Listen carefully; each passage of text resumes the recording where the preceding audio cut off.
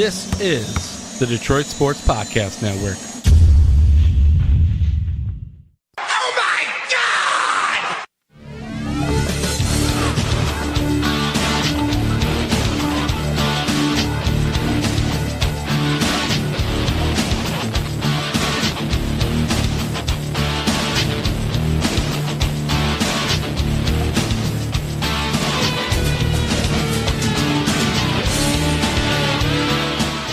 Welcome, everybody, to episode 64 of the Doc and Jock Wrestling Podcast. This podcast is being recorded off the heels of talking about which chicks are smoking hot on Instagram and who we follow. You guys need to be here for the pre-show. It's so much fun. Do you still follow Toni Storm? Yeah! Yeah! Unfortunately, she had to delete all of her accounts. I feel bad for Toni Storm. Like, why you guys gotta go so hard on her? Who cares? Did you peek? You like, no. I didn't see I try to respect those. Like, the only time I ever peek at that stuff is when you're like, dude, you really got to check this out. Because I know you're a peeker, and you're like, you need to check this out. And I'm like, okay, cool. I got to go look now. But no, I usually try to stay away from those types of things. For those that don't know, she's a New Zealand professional wrestler currently signed to WWE, performing on the NXT UK brand. And unfortunately, someone hacked into her shit and got into her stuff and released some of her private photos. Look, guys. Toni Storm. I'm sure at some point or another, you have sent either a dick pic or you sent a nudie to somebody. Why are you going to sit there and bash somebody who does the same? Like, these are real people. Just because they have a really cool job that you don't have, why you got to go at them? It makes absolutely zero sense to me. I'm John Macaroon. I'm looking forward to kicking this podcast recording off.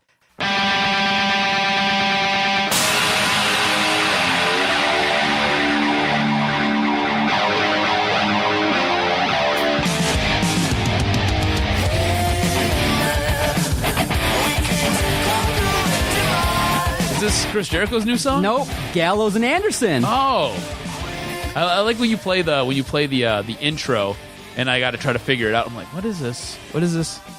I think it's underrated. Nice. I like it. It's a good song. I've been paying attention a lot to some of the themes, and you really got to appreciate some of the people behind the scenes doing it, because it really sets the tone for these entrances and things like that. So I'm excited for this podcast recording, talking some wrestling, baby. Let's go. Good job. I'm happy you put yourself over too. That is the Doc, John Macaroon. I am the Jock, Adam Straczynski.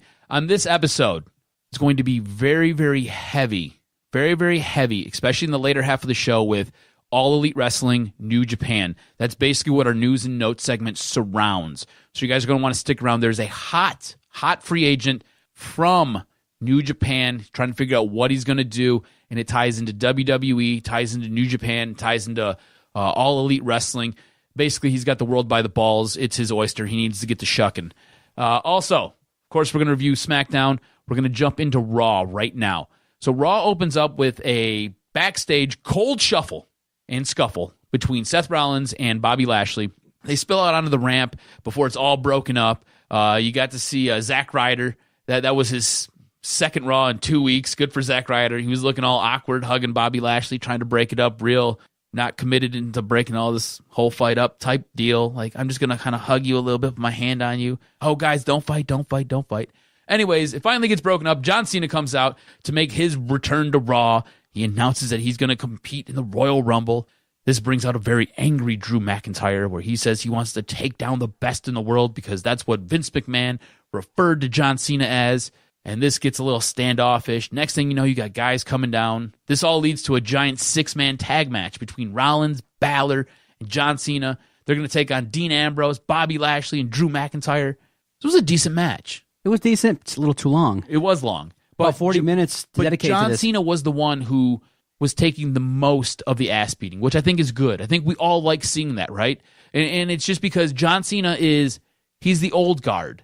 And you every now and then you want to see the old guard put over the new guard. And it's kind of what you got here. Drew McIntyre and John Cena definitely have the chemistry needed to have a good super fight. Yes. The problem is, though, okay, you're starting to see a trend now with Raw and SmackDown, a little bit more time on the promos. Mm-hmm. It's just none of them that really were delivered this week hit me. Remember, this is the new Raw, but the new Raw looks a lot like the old Raw. The new Raw and the new SmackDown have a lot of backstage shit going on and stuff like that. I like it, but it's different, but it's not delivering. Mm-hmm. Promos are supposed to elicit an emotion, and it's not just supposed to be this back and forth kind of thing. And I think here's the problem.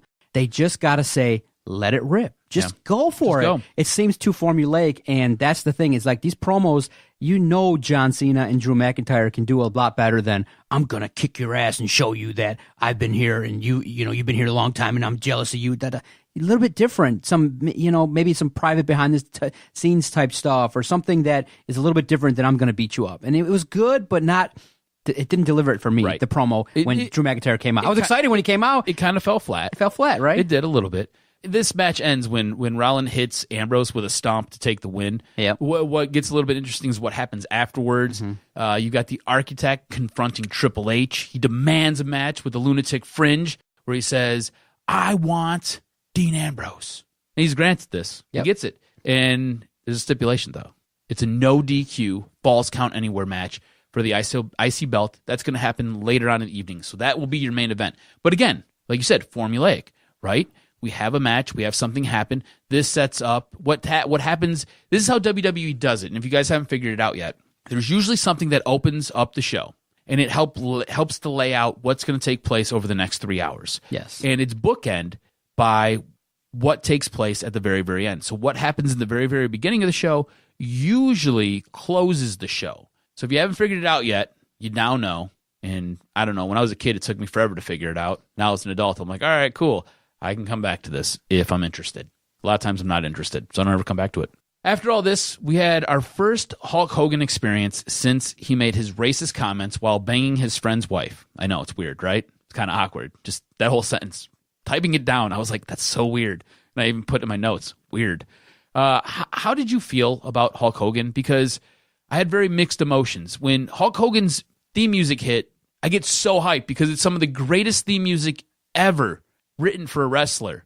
And then I seen Hulk Hogan, and I'm taken back to my childhood, and I loved Hulk Hogan. I used to have T-shirts I would rip off like Hulk Hogan, and I'd run around the living room, with my hand cupping my ear, calling for everybody, calling for all the Hulkamaniacs. I'd be hulking up. Actually, the other night, I was talking to my mom, and I asked her if she knew if she knew that Mean Gene Okerlund died. And she was like, who?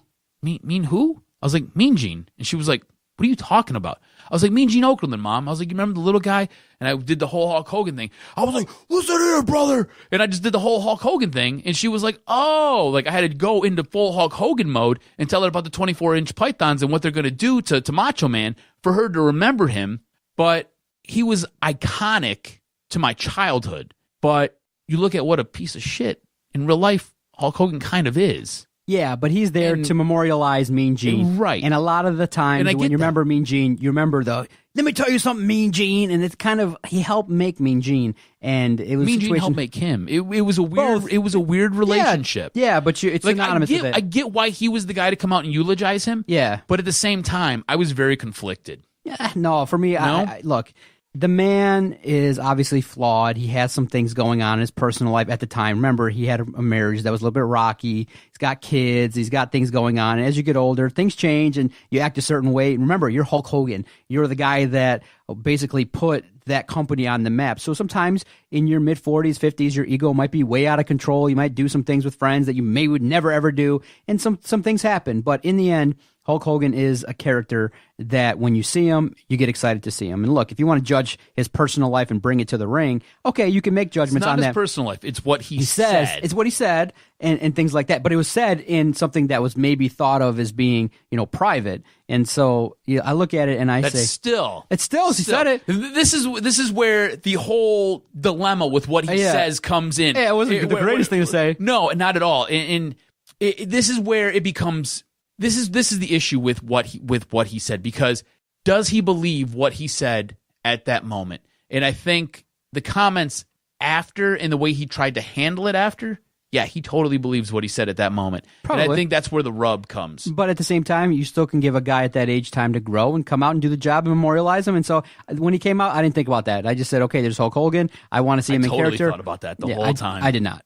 And for me, I was happy he was there. All right.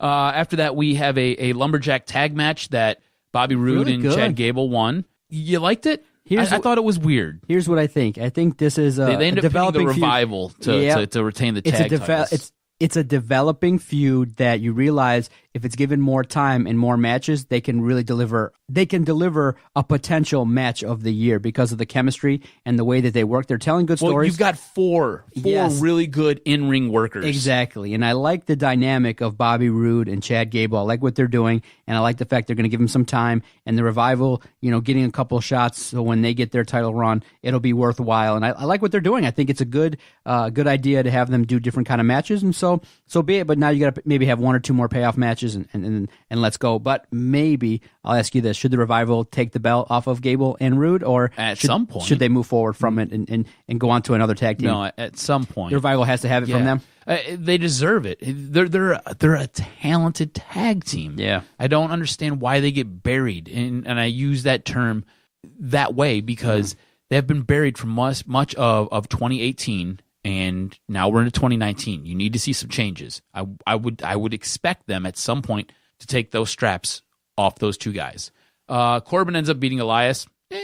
Next we had an odd promo segment. Now, this was probably Braun Strowman's worst promo ever, and it will probably be his worst segment ever. Wasted check on Brock Lesnar. They didn't have to pay him for that. No. I have no idea why Brock Lesnar was Timing there. was off. It didn't do nothing. It didn't make me want to see the match anymore. Nope. It Terrible, was terrible. Not good.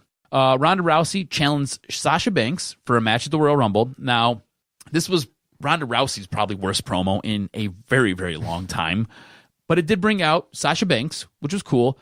But it also brought out Nia Jax, which was not cool. Segment killer. Yeah, total segment killer. 300 ounces of womanhood is what she said, or something like that. I thought it was it ounces or pounds? I was like, damn, she just called herself fat? Yeah. What just happened here? I have no idea. Anyways, this devolves into a match, and I use the word devolve because we went back. We took steps back. You know how they're talking about moving the women's revolution forward? No, this just moved it back. Thankfully, Banks beat Jax for the right to face Rousey at the Royal Rumble. Cool. Our main event, Ambrose beats Rollins by pinfall. What made it interesting was Bobby Lashley showed back up and just utterly destroyed Seth Rollins. Just beat the living crap out of him.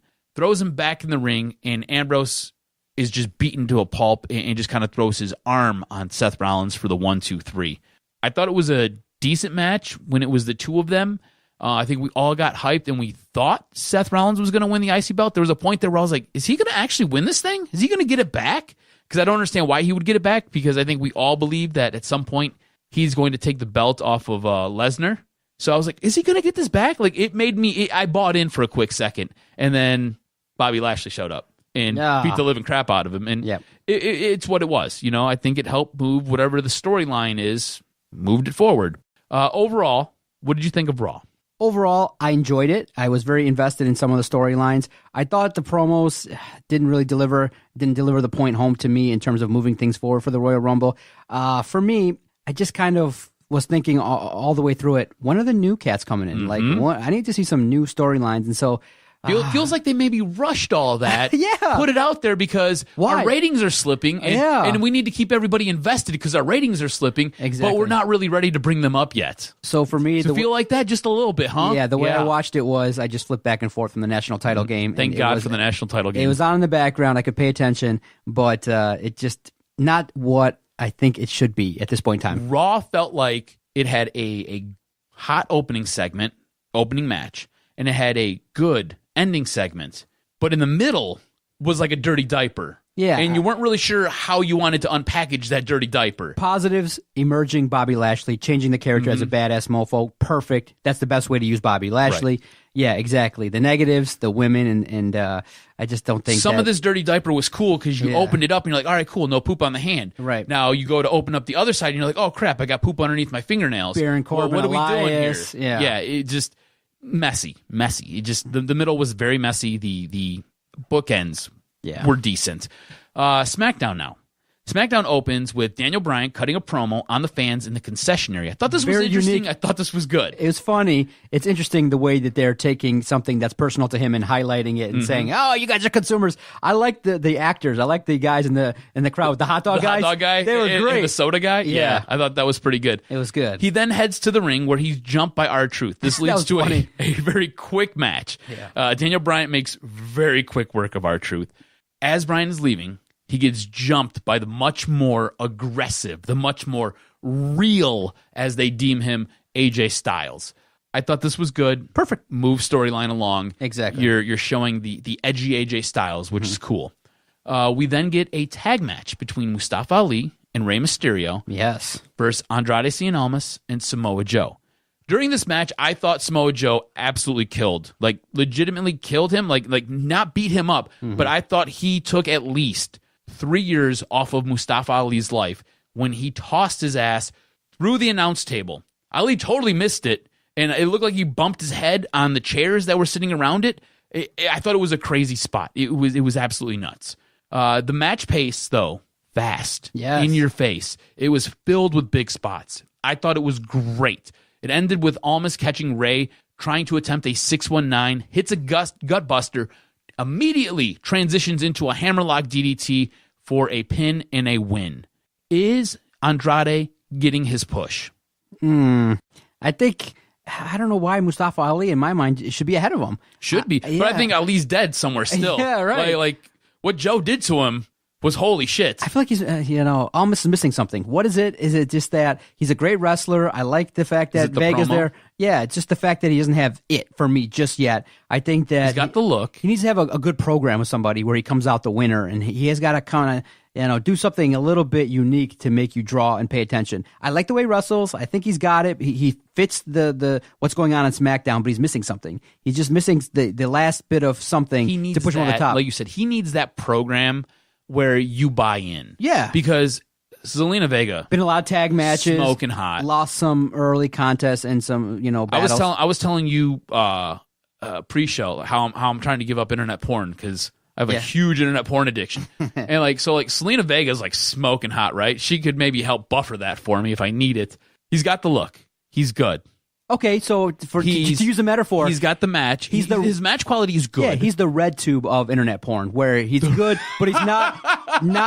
It's good. He's the red tube of internet porn. Not YouPorn, not Pornhub, not Xvideos, but in the mix, it's pretty good. You should check out what is it? Yes, Porn, please. Very good. Okay, all high quality videos. Yeah.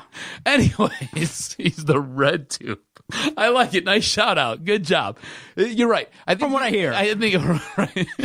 What's been discussed. I think you're spot on though. I think you said it when you were talking. He's missing that match that pulls you in and hooks you into his character. And maybe Rey Mysterio is that guy who can pull that out. Yeah. High flying. Yeah, perfect. He's a guy who Rey Mysterio is a general in the ring. Maybe he has this right here, this tag match pairs off, and Andrade gets to go have a match with Rey Mysterio or a program with Rey Mysterio, and it sinks you in. Because Andrade really hasn't had a program with anybody. We had a couple matches with AJ Styles that were great. We had a couple matches with, they were tag matches, but with Mustafa Ali, and they're pretty good. Maybe it's Rey Mysterio who pulls that out of him. Maybe that's the program. Maybe we get 3-4 matches, and that gets us invested in his character. We'll see. Yep. Rusev's in the ring, cuts a promo on Nakamura, where he blames Nakamura for Lana being hurt last week. This then goes to the Titantron, where Nakamura is in the production truck, and he throws it to a clip of last week where Rusev kicks Nakamura, and Lana is the collateral damage in that effort. Rusev then storms to the production truck to take on Nakamura. Nakamura gets the best of him. I think this was Nakamura at his finest. I thought this was his best promo he's done in WWE. He wasn't shouting. He was calculated. You can understand what he was saying? Yes. He was cold in his delivery of his kicks. I thought this was Nakamura at his very, very best. Do you agree? Yes, I agree 100%. I am invested in this matchup, this feud, and I think it'll pay off. And to kind of take you behind the scenes a little bit with Rusev is good too, to kind of say, hey, he's talking, he's saying, hey, I'm not just a wrestler out here, an entertainer, a handsome, studly man. I'm a husband, and doing that, seeing my wife get hurt is really frustrating, and I blame you, Shinsuke. And Shinsuke goes, let's look at the tape, and he taps the guy, and he delivered it pace-wise perfectly. Yes. Shinsuke then, you have Rusev run to the back, and then Shinsuke comes in and destroys him. And then I liked it. I liked it all the way around. Now, what I would have done too in terms of the aggression is he kept taking the thing there, the prop, and banging it into Rusev. What he should have did would have been cool. Let's just prep it up, push it up against Rusev, hold it, grab a weapon, and just destroy Rusev. But he kept poking back and forth, and it was okay, seeing Rusev fall to the ground. But I think it would have been cool to show a little bit more viciousness where he grabs him and goes, I'm Shinsuke, or has some kind of line or something to deliver and say, keep messing with me, see what happens. And a little bit of psychological warfare could have been introduced. But, I mean, seeing Rusev get beat down by Shinsuke was cool. Yeah, I thought, again, Nakamura was at his finest here. We then get a great match between the Bar and the Usos. Yes. We get more storyline. I like this. We get more storyline when Mandy Rose comes out and distracts Jimmy Uso. She is dressed in what you assume is nothing but a towel.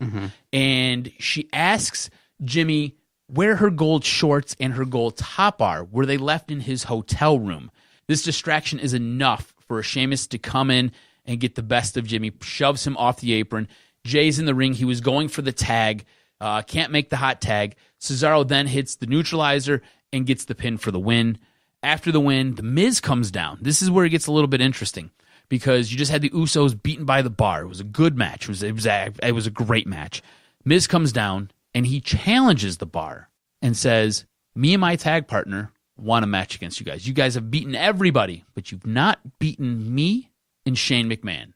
And Sheamus says, okay, cool, bro, and gives him a bro kick. Bam. Good feud. Throws the mic on it after saying, we accept the challenge. I thought this was awesome. It was a great setup. Perfect setup. Looking forward to it. Thought it was great. We then move on to the main event, which is a triple threat match between Carmella, Charlotte, and Becky the Man Lynch. First off, I want to comment on Carmella's performance and the way the crowd reacted to her. Carmella has come such a long way in the ring. She was so good in this match. Normally, if you were looking at this, you're like, she's going to be the weak link. She wasn't a weak link in this match. I thought she did an exceptional job. I felt bad for her at times because the crowd was so dead to her. Yeah. That she would hit a big spot, she would hit a big move, and she'd get zero crowd reaction. No respect. Well, when you pair her with R-Truth, you can't. No. It's not even that. When she's in the ring with Becky Lynch, who is the hottest thing in wrestling right now, and she's in there with Charlotte, who is probably the second biggest draw for the women, she doesn't hold a candle to them. But just look at her performance on its own. Go back, watch this match. This is my match of the week, all right? Go back, watch this match. She stood on her head. She did a great job in this match. I thought she did exceptional work. Thing was, she was in there with Becky, who is super over, and she was in there with Charlotte, who is incredible.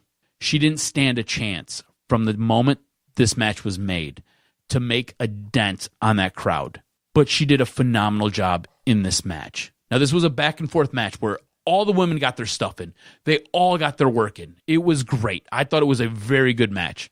I thought this match could have went on for another 15 minutes, and I'd have been hooked. I'd have been sold on it. In the end, Becky put Carmella in the disarmor, makes her submit. Becky has her shot now to face Asuka at the Royal Rumble. This is what was speculated on and what was discussed. Maybe it was leaked a little bit early because it was posted to a main event on Hulu, and then it got pulled down, and nobody ever talked about it, and it kind of disappeared into the ether for about 3 or 4 weeks. So this is what you're going to get now at the Royal Rumble. You're going to have Asuka. You're going to have Becky Lynch. This is going to be interesting. I think this is going to be a good match. I think this is the right call. Asuka comes down, and she gets in Becky's face. Becky gets back in her face. I love this match. What did you think? I thought it was great. I thought that, you know what? To have Carmella in there, sometimes by having a wrestler in a match, sometimes you do get her over by having her get defeated and having her not win. At the same time, you do kind of expose some of the writing flaws and the character flaws of some of these people. And sometimes you say, well, how invested are people in a 3-way match and things like that? But Carmella held her own. And I think what helped in this matchup was the promo that she did beforehand saying, look, I've defeated Becky Lynch. I've defeated Asuka. I've defeated these people before. I was somebody that was up and coming. I deserve to be there. And, you know, when she comes out, her entrance is great. Mella is Money is something that's interesting. I just think that she needs to do something now to reestablish herself as a main eventer. And this match is one of the first building blocks to do that. And I think that for Becky Lynch and for Charlotte, more of the same. They're the best, and they deserve to main event these shows. Nothing wrong with it at all. Yeah, I think Carmella earned her keep in this match. She wasn't a weak link. She did a good job. She was in a tough spot in there with arguably 1A and 1B in the women's division, and not just for SmackDown, but like all of Raw. all of SmackDown, including NXT. You know what I'm saying? You're in there with the two heavy hitters of WWE for the ladies. I thought she did a very, very good job. I thought it was the right call by having Becky win. It was the right call for Carmella to take the L. That way you protect you protect Charlotte. I think this all set up really, really nicely. Overall, I thought SmackDown was a very good show. Very entertaining, and it did the job. And I like it all the way around. I like the way the promos came off. I like the innovative way they're using Daniel Bryan. So I was impressed. Yeah, I agree.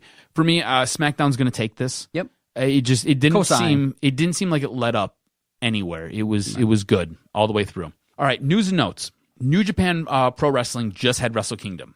I've not had a chance to watch it, but I heard it was very, very good. All the reviews I heard on it, exceptional. It doesn't sound like it was as good as last year's, but that being said, this will probably be the best wrestling show you see all year. Yeah, it was a good show, and then the surprising aspect was I wouldn't have expected all the titles to change hands as they did. 7 belts changed hands. All of them. Every belt in this company flip-flopped. So if you were going to be shocked, sorry guys, spoiler, belts are changing hands in this. It was great though by all the accounts. Cody Rhodes and the Young Bucks, Hangman Page are all headed to AEW. They're leaving New Japan. Someone else who sounds like he might be done with New Japan is Kenny Omega. The hottest free agent. Kenny Omega lost his IWGP Heavyweight Championship belt to Tanahashi. He said in a post-match interview that he needs to step away. He said he can't work underneath Tanahashi because Tanahashi, he doesn't feel, has surpassed him. Now, there's some heat here because Kenny Omega feels Tanahashi wrestles in a certain way that isn't necessarily disrespectful, but he feels like he works way too safe. And because of that, he doesn't feel like Tanahashi has surpassed him in the ring. Gotcha. He continued to say that he needs to take some time away from wrestling. Now, all that being said, reports are WWE has come after him and made him a monster offer. And if Kenny turns it down, it is not on WWE's head. It's not because of anything WWE did. It's because Kenny wants to either A, go wrestle with his buddies in AEW, or Kenny wants to stay and continue what he's doing in New Japan. So it's going to be interesting to see what happens with Kenny Omega because at this point, he is the hottest free agent. Like you said, the hottest free agent in all of wrestling right now. Everybody is coming after him. New Japan does not want him to go. Now, it gets a little bit interesting because New Japan has come out and said they don't want to work with AEW. They want to continue to work with ROH. But if Kenny goes to AEW, they're totally open to working with the guys from AEW. It's really, really weird. Kenny Omega is going to be the straw that stirs the drink for wherever he goes. Yeah, and I think that if he does take a serious look at his career, yeah, he'll have great matches in AEW, but to continue to be a worldwide superstar, you got a main event WrestleMania with AJ Styles or the matches you could have with Daniel Bryan, Shinsuke. You got to have an opportunity to have the biggest matches in the biggest rings all across the world. And I do think that if he can make some, controlled demands about how his matches will go and things like that, you could put him in 5 programs in the next 2 years that will make him probably on the level or surpass AJ Styles. And why not? Can't you make the argument he's already surpassed AJ Styles? I think he's one of the best wrestlers in the world. People know who he is, but I think on the WWE stage is where all the other guys are that you can wrestle. You know what I mean? You have to have, a dance partner to make your character evolve. And I think if you shine the light on Kenny Omega, make him the world champ, you give him the spotlight for a year or two, I think you can make him one of the baddest men on the planet. You could highlight a lot of things with Kenny Omega in WWE, and that's the tough part is that right now AEW is new. He might want to take that venture. He's already an established star, but tell me you wouldn't flip out if he shows up at the Royal Rumble this year. I'd flip out. Oh, I'd go absolutely bonkers. It'd be great if Kenny Omega shows up. You got yourself some business, so I would do it. I'll go. Sign it, baby. Absolutely nuts. Go to WWE. That's option number 1. I don't know if it is though. I really don't because you've got guys like Chris Jericho, who it sounds like he wants to stay in New Japan because he challenged Tanahashi for that championship belt, but he just signed a monster deal with AEW. You've got Neville. He goes by Pac now. He just signed with AEW. AEW is the new brand that new is hot, fresh brand. Kicking ass and taking names. But the biggest stars are still in WWE. Now, AEW is going to work its way up there. I think they're going to be prominently featured, and they're going to make them news. But the number one company is WWE, and that's where all the stars are. It's true. I don't know because what AEW is doing right now in AEW. Let's talk about AEW real quick. AEW just came out, had their big press signing announcement on Tuesday, and they're going out and they're going after guys. They just got Chris Jericho. They got Too Cold Scorpio. They've got Frankie Kazarian. And those might not be big names if all you watch is WWE. But if you're a fan of wrestling, if you're really into wrestling, those guys, those are cornerstone guys for companies like what used to be TNA. Those are cornerstone guys of ROH. These guys have been around the block and they have done it all. So they just went out and they've got 3 cornerstone pieces in just those names alone, on top of what the Young Bucks are bringing, on top of what Cody Rhodes is bringing, on top of what Hangman Page, who is a young, I don't want to say he's an up-and-comer because I think he's making his name. He doesn't have the cachet of, say, a Kenny Omega, doesn't have the cachet of, say, the Young Bucks or Cody Rhodes, but he's an up-and-coming guy. What is going on with AEW right now? It's fresh. It's hot. It's nice. It's absolutely crazy. Could be revolutionary, too, because they could compete because of the dollars and the cents, and the people running it are smart. Tony Khan has so much money. This company is going to be able to compete with the McMahons. They've got more money than the McMahons. So what you had with All In, what you had going on with All In, was essentially the trial run. Because of All In, you now have AEW. And let me explain. All In was able to sell out in basically 30 minutes. All In show was so viral and went so live and went so hard that it showed that if you give the people what they want, they will buy it. Yeah, they want great stories, great matches, and they want to feel invested and something different. They want something else. That's it right there. They want something else. And because All In was so successful at the level that it was with the streaming, with what it did with WGN, with every the attention, how fast it sold out, the matches delivered, the crowd was hyped. Yeah, that went into it. People took notice, and people who took notice were the Khans. They're now investing money in this, and this isn't going to be some half-assed wrestling program. No. They've got a goal. They got to show at MGM in Vegas, right? Their goal is to take on WWE. And that show in Vegas, that is Double or Nothing. That's going to take place in Las Vegas in May. It's going to be Cody and the Young Bucks. They're going to be hosting it. This is going to be the follow-up to All In. Double or Nothing, baby. AEW is legit. They're legit, it's baby. Here. They're here, and they're going to do some big things run by great people. The Young Bucks, Cody. I like that they're vice presidents. I like that Chris Jericho's on board. Hangman and Pac are going to probably have a great match at that event. I think everything's lined up. I think the next thing you look at is who signs there and what kind of television program, if they do one in 2019, do they sign with? And if not, if you have like 6 shows, all that make big money for the first year, hey, that's a good year. Yeah. And remember, too, I did point out on our Twitter page, at Detroit Podcast, the AEW Twitter page only follows 32 accounts. One of those accounts is the Little Caesars Arena. So that means they've had talks and are likely going to put on a show in 2019 at the Little Caesars Arena. And very, very possible. That's awesome. And the Vegas venue is there, and so is Little Caesars Arena. So smart. Talk to the people that will have big matches and big events, and why not develop those relationships? Their next move is getting their TV deal, and it sounds like it might already be done.